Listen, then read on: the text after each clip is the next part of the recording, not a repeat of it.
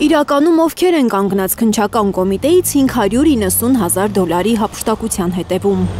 Փաստաբանները չեն հավատում, թե նախաքննության թիվ 1 կառույցից այսպիսի խոշոր չափի գողությունը կազմակերպված լինի միայն վարչության պետի մակարդակով։ Նման մեծ գումարը ֆիզիկապես պահելը եւ քննչական կոմիտեի դեպոզիտ հաշիվ չմուտքագրելը առնվազն ենթադրում է պետի հետ համաձայնություն, պետի հետ, պետի հետ, դատախազ, ավագ դատախազ, գլխավոր դատախազ։ Հակակոռուպցիոն կոմիտեն էր հանրային հեռուստաընկերությանը հայտնել, որ աղմկահարույց գործով 2 մարդ է կալանավորվել, որոնցից մեկը քննչական կոմիտեի տնտեսական հանցագործությունների եւ մաքսանենգությունների գործերով քննության 5-րդ վարչության պետն է։ Արդյոք նախաքննության այս ամենատակ փուլում դեմքով մեղադրյալին կարելի է H1-ով ցուցադրել։ Էլ ուր մնաց այդ անմեղության կանխավարկածը։ Ալեքսանդր Կոչուբաևի տպավորությամբ արագ-արագ 2 մարդու կալանավորելով քննչական կոմիտեն ուզում է կոծկել այս խայտառակությունն ու հանրությանը ցույց տալ, որ ամեն ինչ վերահսկում են, որ մեղավորներին պատժում են։ Քննիչը տեսել է առերևույթ հանցանք կատարած անձին եւ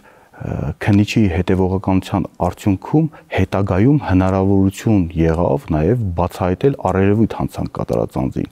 Այսօր խորհրդարանում նաև ազգային ժողովի նախագահն է հպարտացել, թե քննչական կոմիտեից փողեր գողացած ամբողջ բանդան բռնվել է։ Այս պարագայում այդ մարդը, որ արել է, բռնվել է, ամբողջ բանդան բռնվել է, կինոներ են նայել երևի, չեն հասկացել, որ իրավապահ մարմինները այլևս աշխատում են։ Մինչդեռ փաստաբան Կոչուբաևը չի բացառում, որ գողությունը նախապես համաձայնեցված լինի հենց կոմիտեի նախագահի գլխավոր դատախազի հետ։ 1 տարի ով է տվել այդ ցուցումը, որ այդ գումարը պահի քո սեյֆում, ով է հսկել այդ գործի նկատմամբ օրինականությունը, վարչության պետը ինքնուրույն այսօրվա Հայաստանում այդ ինքնուրույնությունը չուներ, որ որոշեր պետք է այս գումարը պահվեր այնտեղ։ Գումարի հիմնական մասը $578,800 հայտնաբերվել է, բայց նույնիսկ 1 դրամի կորուստը քննչական կոմիտեից խայտառակություն է իրավապահ համակարգի համար, պնդում է Կոչուբաևը։ Սա արվել է այն պարագայում, երբ քննչական կոմիտեն հատուկ այս դեպքերի համար ունի դեպոզիտային